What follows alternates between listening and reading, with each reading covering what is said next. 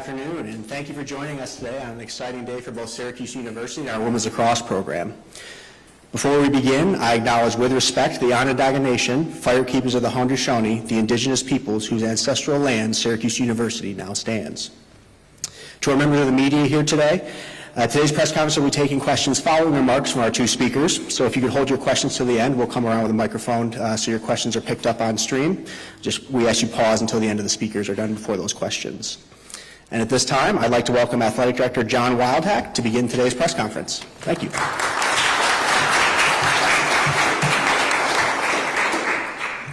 Thanks, Tyler, and good afternoon, everyone, and welcome. We're happy that you joined us today. It's an exciting day for our university, our community, our athletics department, and our women's lacrosse program. And I want to welcome Coach Thorpe, and I want to welcome his very enthusiastic family to today's press conference. I want to thank the members of the search committee who worked tirelessly and quickly throughout the search process, and it was exhaustive. Herm Frazier, our Senior Deputy AD, Kirsten Ellaby, our Deputy AD, Senior Women's Administrator, Kevin Morgan, our GM and Chief Revenue Officer, who's got deep experience in women's lacrosse, and Mary Graham, Professor in the David B. Falk College of Sport, and our Faculty Athletics Representative. We were very demanding, and I was very demanding of their time, and they were very giving of their time, and I'm thankful for the work that they did. The candidate pool, it's really important to note, the candidate pool is deep and impressive. And I want everyone to know in the Orange Nation that the head coach of this program, this is a job that is coveted nationally. This is one of the best jobs in the country. And it was underscored by the quality of the candidates that we had. And while the candidates were impressive, Regy distinguished himself through the process with his detailed, and I underscore detailed and comprehensive vision for this program.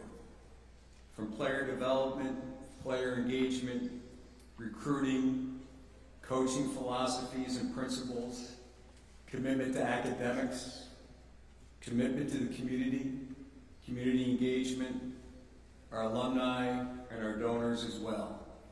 It was really, really impressive, the vision that Regy shared with us. And his vision is complemented by his outstanding coaching career. 2 NCAA championship games, 8 Final Fours, and 13 NCAA tournament appearances. And most recently, Regy was instrumental in elevating the Florida program to consecutive Final Fours. And his college coaching career, as distinguished as it is complemented by experience coaching on USA national teams as well. Now, we all know of Regy's accomplishments as a player at Syracuse, 2-time national championship and team captain. So there's a theme here, whether it be as a player or whether it be as a coach, Regy has a track record of winning. We have very specific and lofty goals for this program, is to compete and to win ACC championships and national championships. And we've been really, really close to winning the Natty. And the person who's going to be there and guide this program is the right person, the right leader at this time to accomplish those goals is Coach Thorpe. So it is my pleasure to officially introduce the new head coach of Syracuse Women's Lacrosse, head coach Regy Thorpe.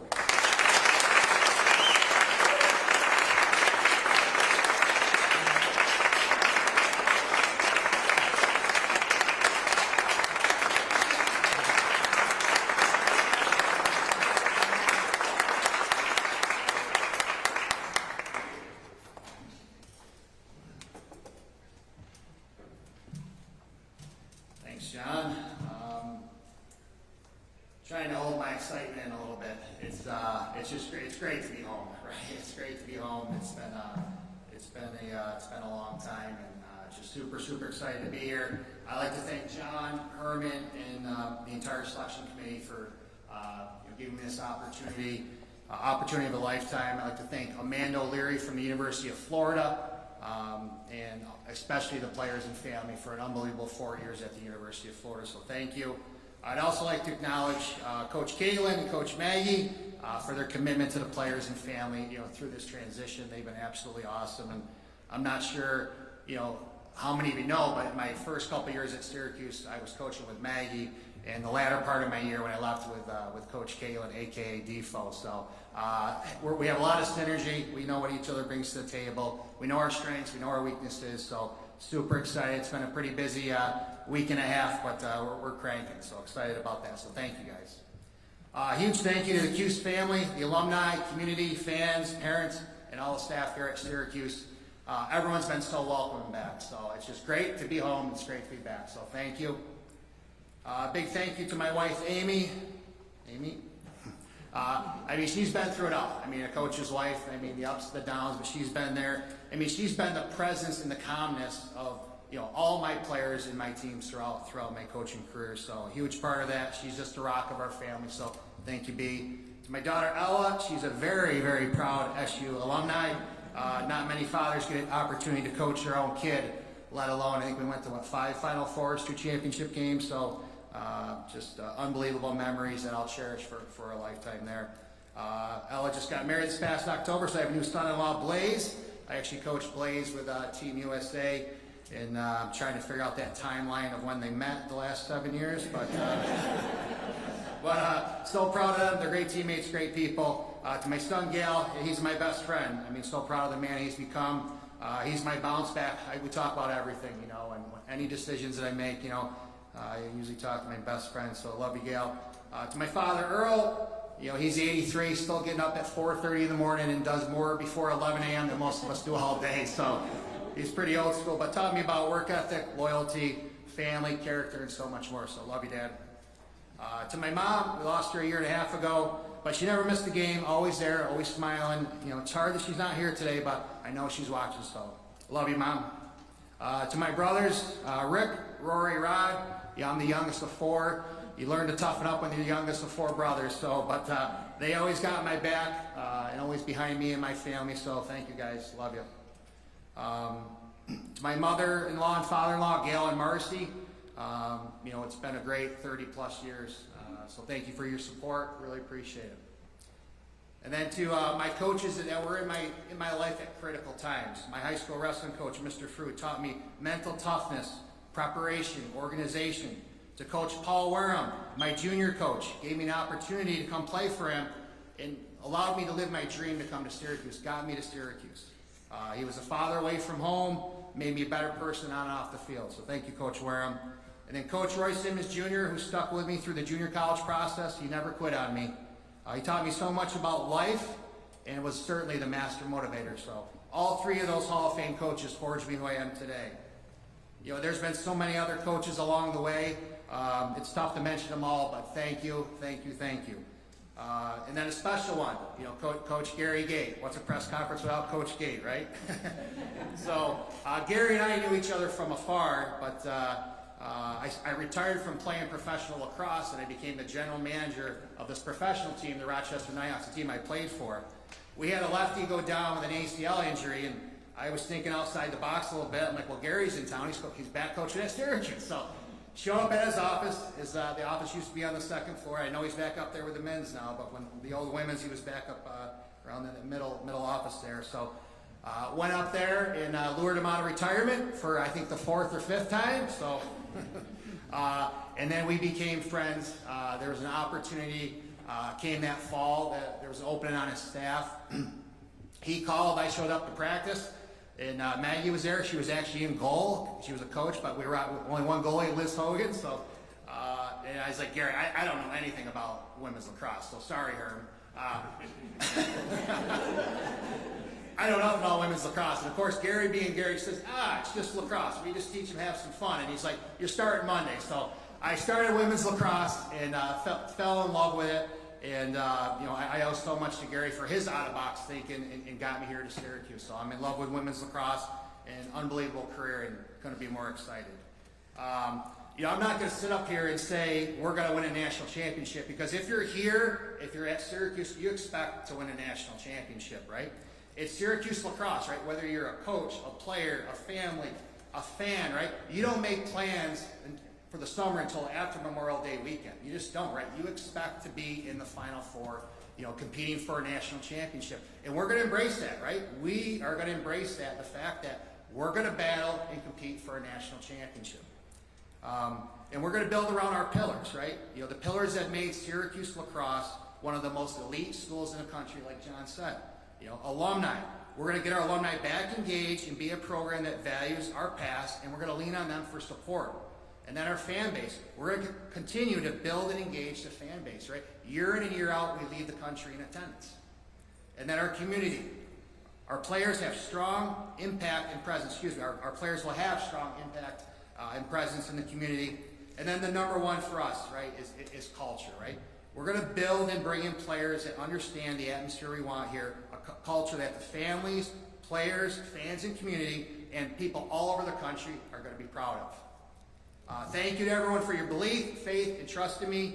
Amy and I are so excited to lead this program and help bring the first national championship to Syracuse University Women's Lacrosse. Thank you.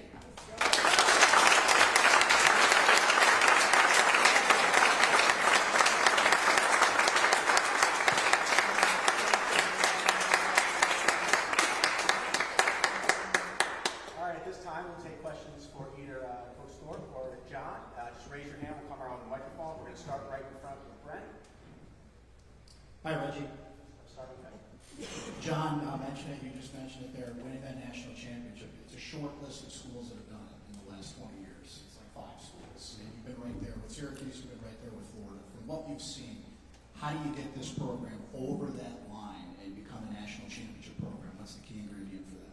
You just have to be consistent. You got to be there to win it, right? And we were close in 2012, right? We lost a tough one to Northwestern, I think 8-6 down in Stony Brook, 2012. But we were right there. 2014 or 15, we're at Villanova. We're cranking. We're undefeated, right? Michelle Tula ends up going down with an ACL, and hurt our chances there. But you got to be in the mix, right? And winning a national championship, haven't played. In championships that I've lost, and national championships that I've won, it comes down to some bounces. The ball goes here, the ball goes there. So you need some breaks too. You need to keep healthy. You need some breaks. But we're just going to keep working. But you got to be there on Memorial Day, weekend to give yourself a chance to win. Samantha, Mario, back. Hi, Coach. I just want to know how you think your experience as a defender and a defensive-minded head coach is going to help you now as the head coach of the Syracuse Women's Lacrosse program. Yeah, I actually coached, offense, at Florida. So I think I coached defense here, but I also coached a lot of Torrington-type players, coached a lot of offense, coached the middies, coached attack. So coached some draws, coached some goalies. So, a little bit of everything. But this past year, coming off a season that we lost 17 seniors at the University of Florida, offense was pretty young. So I jumped to that offense this year. We had great percentages, great, offense. I think we're number 6 in the country. So very comfortable on the offensive end, defensive end, and just wherever I'm needed. Coach, you talked about those family values. Sorry, all the way back in the back here. You talked about those family values and being a kid from this area.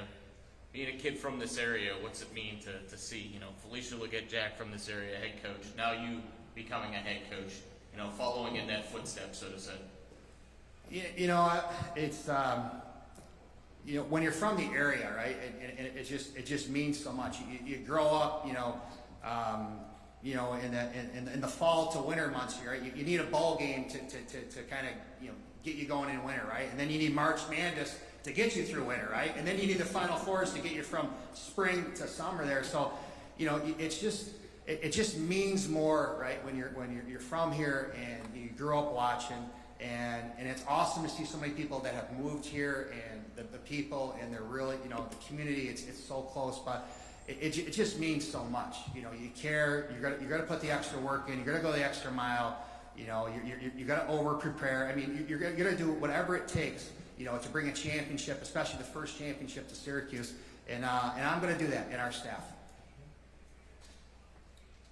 Questions for Regy Thorpe? Brent?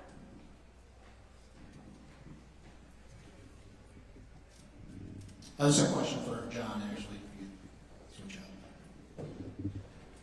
John, Regy was just kind of saying it, you know, Coach Jack and Coach Autry and the alums that are here. You've drifted back to alums a lot. I know a lot. Each one tells a different story. Right. What was it about Reggie's connection with Syracuse that ultimately made you decide to bring him? It wasn't so much the connection. It was just what he's accomplished and what I think this program needs, and that he's the right person to do it.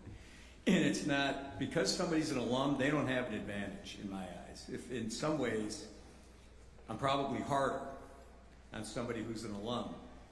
Coach Felicia's sitting there. She remembers the interview we did, 3 hours in an unnamed city in the Midwest where we grilled you. And Adrian and I, we had a meeting at my house for about 2.5 hours, and I grilled him, and we grilled Regy. So it's not, you know, okay, you're an alum, you have an advantage. Yeah, you have an advantage in the sense you know your way around, et cetera, that type of thing, but that's not, you know, if anything, I'm harder on the alums. But again, just, you know, given what he's accomplished, and he mentioned he's coached offense, he's coached defense, he can recruit, he's been part of championship weekends. We talked to one coach who's one of the most successful coaches, current coaches, in the history of women's lacrosse, is one of the references. And her recommendation was incredibly impactful on me and the search committee. So we thoroughly did our homework. Just to follow up on that, John, you mentioned that you had to do this quickly. When Coach Trainer took the opportunity at Penn State, what was that process like? Was there an effort to bring her back, or was it just something that you had to move on from? It was, I mean, she had interest in Penn State. Penn State had interest in her. Penn State everybody handled it appropriately. Listen, Kayla's one of the greatest players who's ever played. She's a legend here. Had a terrific, 4-year run as head coach. It was an opportunity she wanted to pursue. We respect that. She'll always be a legend here. But it opened the door for us to bring Regy in to lead our program. This is a question for Coach Thorpe. One phrase and saying that I've heard a lot in the women's lacrosse sphere, really sports in general, is that offense wins games and defense wins championships. I know that you mentioned that you have experience on both sides of the ball, but I just wonder, based on your experience as a player here on the defensive side, if that's a philosophy that you believe in. How important do you think a good defense is to be successful?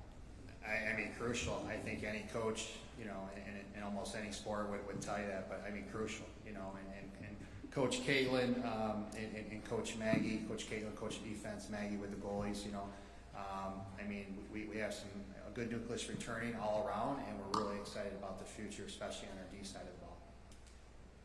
Go back to Mario back. I'm going to go back in time a little bit. 4 years ago when the job came open here and maybe, passed up on it. Have you used that kind of as motivation to where you are right now? Yeah, it's just, I mean, life's about timing, right? And, it's, Amy and I were in Gainesville, Florida, and, we just signed a contract with Gainesville, so, or with the University of Florida in Gainesville, sorry, B. But just timing, right? And that was probably, 2 weeks, before the opening came up. So, things happen, but timing's timing, and we're very grateful for our time at the University of Florida. Unbelievable players and families, but couldn't be more excited to be back at my dream job.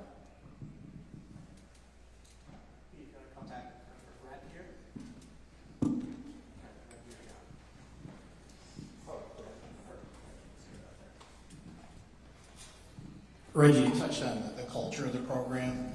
I've talked to a number of former players that played for you, and there's a theme that develops. They say you bring a lot of dad energy to the mix. Can you still do that as a head coach, or do you have to kind of change the approach at all, or how do you build a culture now that you have that title? Well, dad energy is better than bad energy, right? I don't know. It's John and Herm and the selection committee. They ask your coaching style. I mean, it's you're a coach, you're a dad, I don't know. You just the kids just want to feel valued, and at the end of the day, you can have those tough conversations with student athletes, with their parents, if they know they care about your kid, and I think that's just I was raised by my parents and my family, and how Amy and I raised our family. Be good to everyone, and everyone has a role in life and that. So but yeah, I mean it's a different seat, but honestly, it's lacrosse, it's culture, you know, and I think it's, you know, it's a little easier for me when I experience, and nothing's easy, right? My mom always said nothing's easy, but it's something I do every day, so I feel very comfortable with that. You mentioned Coach Watkins and Coach Maggie that you were with. Have you made any decisions about your staff at this point? Yeah, I mean, we've retained them, so I'm so excited about that. With all my 10 years as coach, I was either with Coach Maggie or Coach Kalen with Coach Gates, so we had a lot of synergy. And you know, we're working with HR and compliance to fill out our staff and add another person. Coach, I also spoke to one of your former players this week who played for you at Syracuse, and Allie Trice, and she said that you had great pregame speeches. I just want to know how you go about, you know, those pregame speeches and maybe just forming and building relationships with your players. Yeah, it's just something over the years. You know, I see Coach Gate over there. You know, it's when I first started coaching here. You know, and I'm like, you know, hey Gary, we need to pump him up a little bit. He's like, it's just lacrosse. I mean, but Gary's a 1%er, right? He's the best player in the world. So, you know, he can just go out there and score like 6 goals. I'm like, well, sometimes the kids need a little bump. So we kind of started that, and Gary was very open to that, but you know, the players were great. They're very accepting, and just, you know, but you kind of know when you need to push a button, right? I mean, all coaches do that. You know, sometimes they need a little jump in their step, and you can kind of feel a warm up, and sometimes they're good to go, so you get back off a pregame. So. More if anybody's got it. Go back to Brent. This one's for John, actually. So John, in that exhaustive process you went through with Regy, and you mentioned the expectation of winning a championship. Is there something in particular he told you about how he wants to run the program that made you believe that this is how we're going to do it and win that title? I think 2 things. Recruiting. He loves to recruit, and you need great players. You ask any coach, you need great players. And then second is you complement great players with the right culture. And if you have great players and the right culture, you'll win championships. And I think Regy will do that. And the staff. And Coach Maggie and Coach Defo, it's awesome to have them, and they've done a tremendous job in the interim, so I'm very thankful to both of you. Sorry to make you get up again. Yeah, I'm sweating here. I just want to know maybe one thing that you learned from your experience and time in Florida that you thought was important that you're going to bring to Syracuse now. You know, just how important culture is. You know, I mean, it was when I started with Gary here, he was maybe 3 years in, 2 years, 4 years in his tenure here. He already kind of established it. So, you know, going to the University of Florida, I think just how important culture is to winning, right? And, you know, sometimes you don't need the best players, sometimes you do, but, you know, I think the culture just can drive any team with mediocre talent to greatness. So I think just culture. What do you think will be a few of the pillars of your culture here at Syracuse? Alumni, fans, community, and then just, you know, communication, transparency. I think that's what kids want. They know where they want to stand, and if they know where they stand, if their family knows where they stand, and you communicate with them, I think it's going to make for healthy relationships with the parents and the players. All right, thanks everybody.